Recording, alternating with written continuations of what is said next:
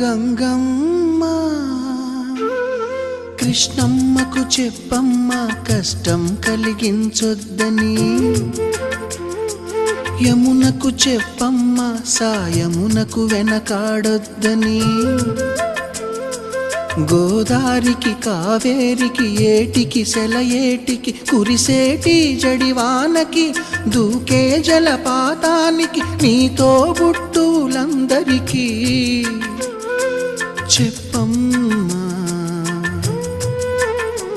మా గంగమ్మ.